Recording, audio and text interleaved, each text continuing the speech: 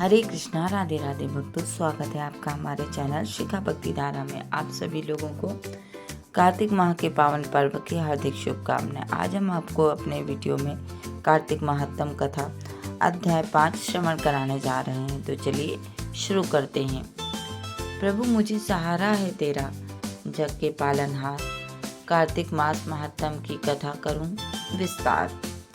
राजा पृथु बोले, हे नारद जी, आपने कार्तिक माह में स्नान का फल कहा, अब अन्य मासों में विधि पूर्वक स्नान करने की विधि, नियम और उद्यापन की विधि भी बतलाइए।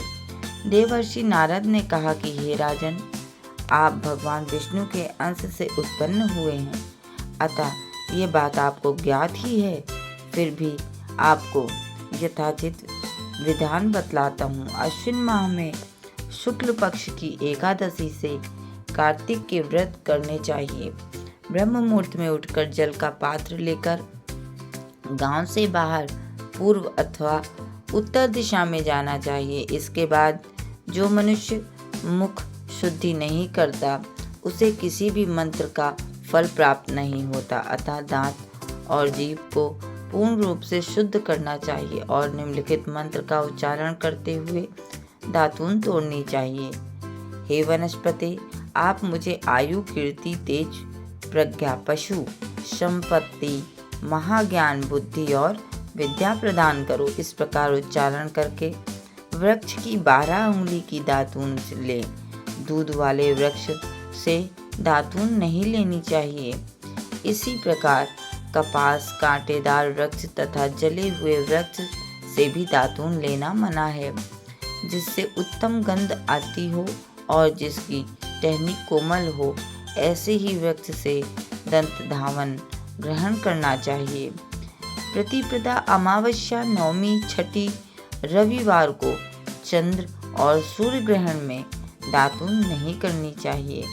तत्पश्चात भली भांति स्नान करके फूल माला, चंदन और पान आदि पूजा की सामग्री लेकर प्रसन्नचित्त व भक्ति पूर्वक शिवालय में जाकर सभी देवी देवताओं को की अर्घ, आचमनी आदि वस्तुओं से पृथक पृथक पूजा करके प्रार्थना एवं प्रणाम करना चाहिए।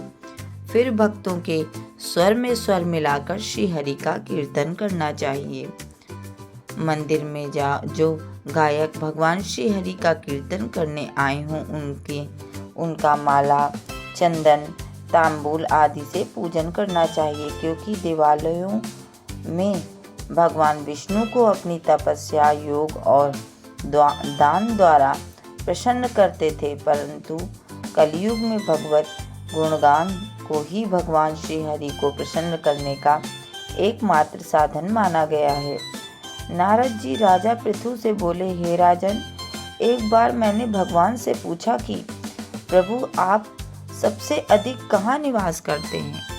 इसका उत्तर देते हुए भगवान ने कहा, हे नारद, मैं वैकुंठ या योगियों के हृदय में निवास नहीं करता, अपितु जहाँ मेरे भक्त मेरा कीर्तन करते हैं, मैं वहाँ अवश्य निवास करता हूँ।